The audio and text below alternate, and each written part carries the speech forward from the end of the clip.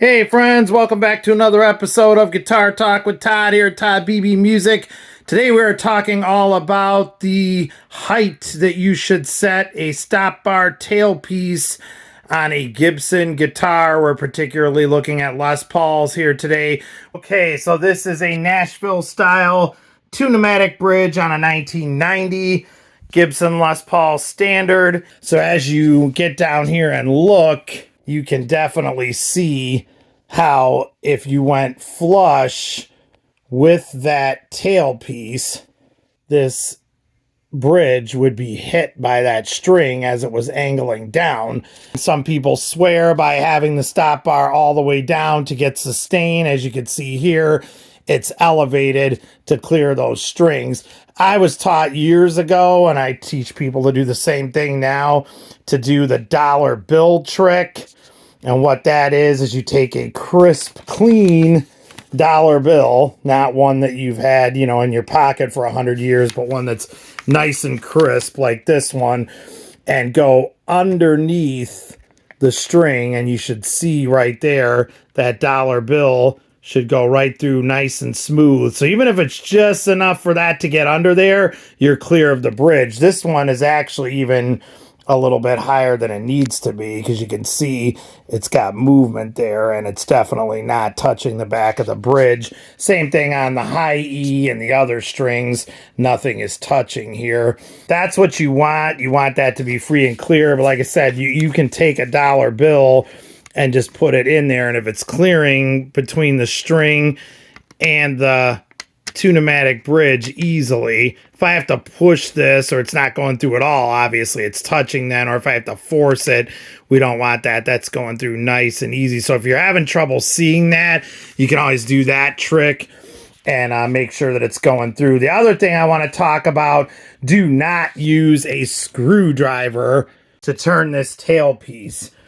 I know if you want to raise this up, a lot of people just think, oh, I'm going to get a flathead screwdriver, stick it right in here, and up it will go. Okay, so actually this one's not too bad, but you can see right there, if you really look through the years, someone probably took a flathead screwdriver like this and just put that in there, and it actually chews up the edges because it's too thin to adjust a stop bar tailpiece stud. So you don't want to use a screwdriver. What you want to use is this. This is a stop bar tailpiece wrench from Stuart McDonald.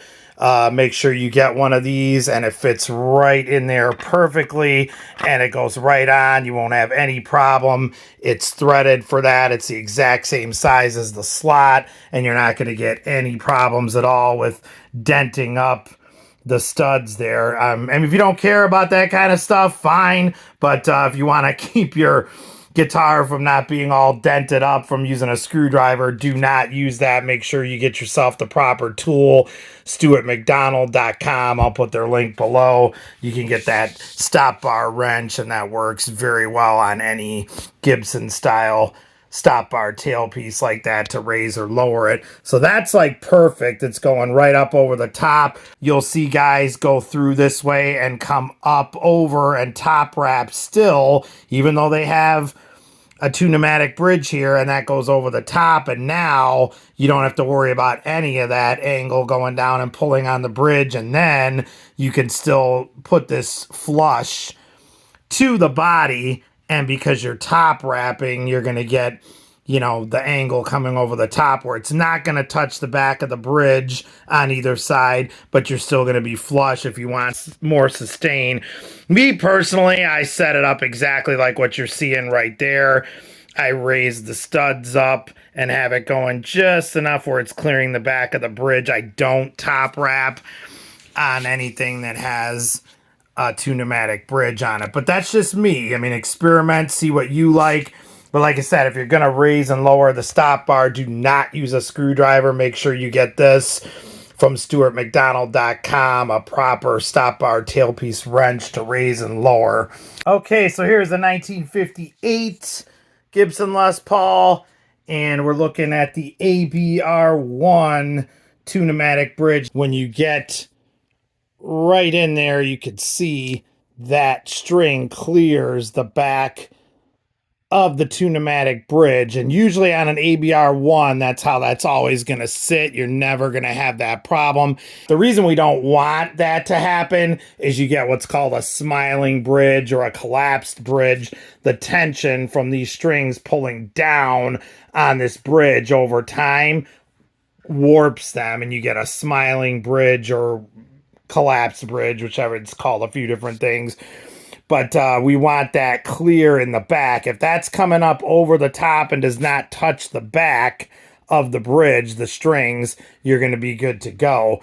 But like I said, you don't ever have that problem with ABR1s. You have it with Nashville style bridges. Okay, guys, real quick, I want to put these side by side. This is the 58. This is the 1990. The 58 has the ABR1 tune-o-matic bridge on it, and like I said, you don't usually ever have to worry about the stop bar height because it'll just clear the back of that.